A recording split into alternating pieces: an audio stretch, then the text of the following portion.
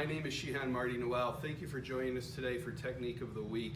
Today we're going to be working on the heel push kick. It's a rather simple kick, but it's very valuable, especially if you tie it in with other techniques. Recently in a video we did the reverse wrist lock, which was my assailant or my opponent pushes me and I basically lock in place and put him into this wrist lock. Before he even gets to the point where he can actually touch me with his push, I'm basically about either 2 arms length away or 1.5. When I'm 1.5, I can actually reach out and touch him with my kick because my leg obviously is longer than his arm.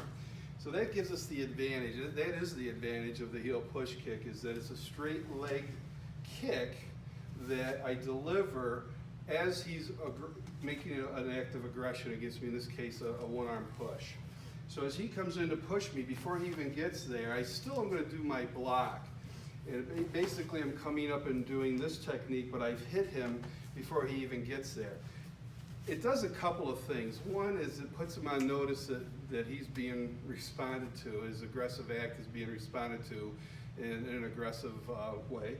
It also is essentially slowing down his energy. As he's moving towards me, I'm a rather big guy, so if someone's trying to push me, they're moving pretty briskly. They're really putting a lot of energy and force into their push. So by virtue of kicking that leg out, extending my leg straight, and catching him above the knee, I'm not necessarily catching him down here. There are some adaptations or some options that you can do with this kick, but essentially I'm going right above the knee. So as I do that, it essentially stops his energy from moving forward. Here, and then I come in and lock in place, all right? Again, slow motion, catch him here as I block.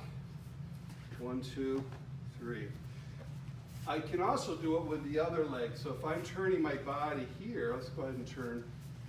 As he comes in, if I'm turning to create a narrow target, right, and letting his hand bypass me, it doesn't really, it's opposite of the using the right leg as far as my turning to my left and trying to kick my right. It just doesn't work well, it doesn't flow well. So as I do this kick, I'm basically going to use my left leg, and it really doesn't matter what leg he has forward, it doesn't matter what leg I'm using, it's the same idea, is to stop his energy. And also, the other thing, besides putting him on notice, besides stopping his flow or his force, is to cause a pattern interrupt.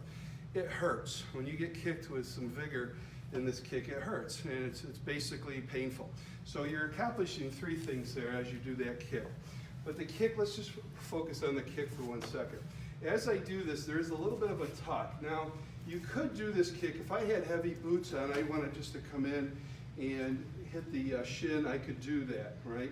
My barefoot, I don't know that I would do that because my heel would be hitting the bone of his shin, and that would hurt me as well. But as we do this kick, we're essentially tucking the leg, extending out, and then tucking back. If I'm moving into him, I'm just going to, here, I'm going to basically not tuck the leg. You know, we usually talk about a kick has 4 parts. It has tuck, extend, tuck, down. Tuck, extend, tuck, and then down. In this case, if I'm staying in place, I may do that. But if I'm moving into him here, I'm just going to drop the leg. So there's a tuck, extension, tuck, or excuse me, there is a tuck, extension, and then down. So there's no tuck after the extension or after the execution of the kick. All right, so that's called the heel push kick. If you need to get more power into it, more distance, you can push your hips forward as you do that kick.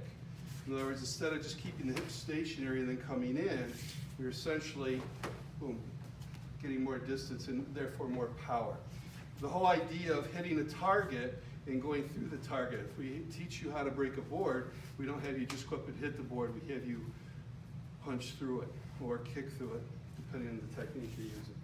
So this is the heel push kick, and I'm tying it into this motion here, which we taught in an earlier video, called the reverse wrist lock here. Right, and basically kicking him, bringing this in, and I could kick with this leg here, or the right, the left or right, it really doesn't matter.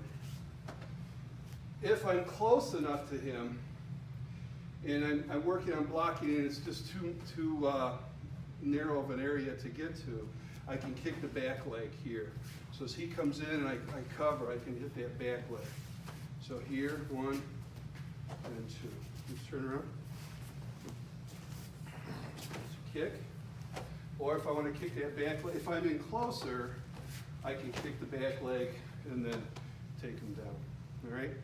This kick has lots of applications. If he's coming in and punching me with a roundhouse punch, and I'm doing a V block or an H block, or I'm just, head blocking, bringing the elbow in, before he even gets there, catching that, getting that kick in before he even gets there, kind of puts him on notice. If I'm moving to the outside, same thing. I can basically stop him here and then punch. A couple more, boom.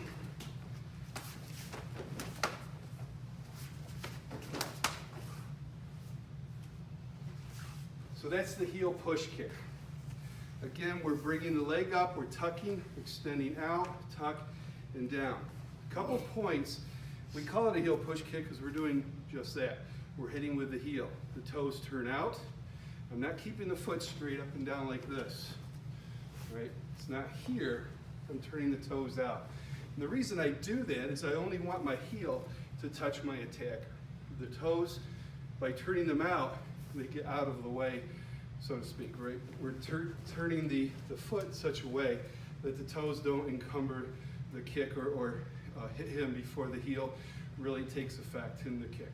All right, well that wraps up today's video. Thanks for joining us. That was, again, the heel push kick. And my name is Shihan Noel. Thanks for joining us. We look forward to seeing you in a future video. Take care.